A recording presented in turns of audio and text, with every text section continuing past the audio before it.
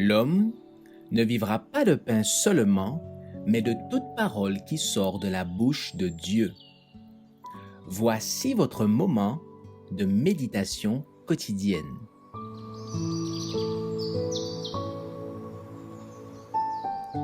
Maranatha.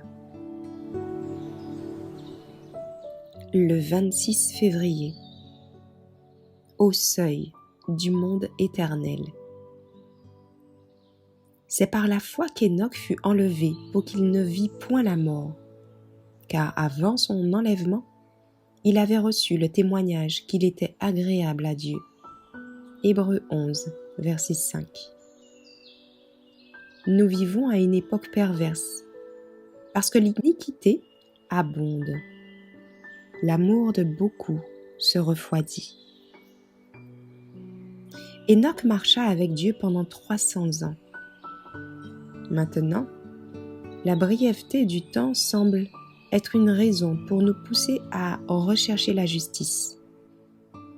Sera-t-il nécessaire qu'on nous présente les terreurs du jour de Dieu pour nous pousser à agir correctement? Le cas d'Enoch nous est présenté. Il marcha 300 ans avec Dieu. Il vécut à une époque corrompue, quand la contamination morale abondait autour de lui. Cependant, il orienta son esprit vers la dévotion, l'amour et la pureté. Sa conversation se référait aux choses célestes. Il éduqua son esprit à emprunter ses voies et il porta l'empreinte divine. Son visage resplendissait de la lumière qui émanait du visage de Jésus. Enoch connaissait les tentations aussi bien que nous. Il était entouré d'une société qui n'aimait pas plus la justice que celle qui nous entoure. Il respirait une atmosphère souillée par le péché et la corruption, autant que la nôtre. Et cependant, il vécut une vie de sainteté. Il n'était pas touché par les péchés dominants de son temps. Ainsi, nous pouvons demeurer purs et sans souillure.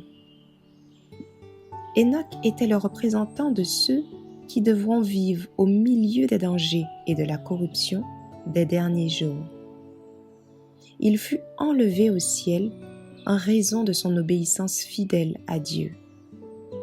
Les fidèles qui seront vivants et qui subsisteront seront transportés de la même manière. Heureux ceux qui ont le cœur pur, car ils verront Dieu. Durant 300 ans, il avait recherché la pureté de cœur afin d'être en harmonie avec le ciel. Pendant 300 ans, il avait marché avec Dieu. Jour après jour, il avait désiré une union plus intime. La communion se fit chaque fois plus étroite, jusqu'à ce que Dieu l'emmène avec lui. Il avait vécu sur le seuil du monde éternel, à un pas de la terre des bienheureux. Aussi, les portes de la sainte cité s'ouvrirent-elles soudain pour permettre aux premiers habitants de la terre admis à y pénétrer d'y continuer sa marche sainte.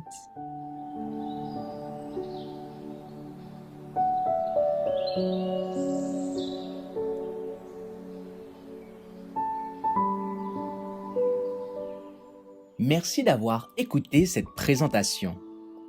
Assurez-vous de nous rejoindre demain pour votre moment de méditation quotidienne avec lereste.org.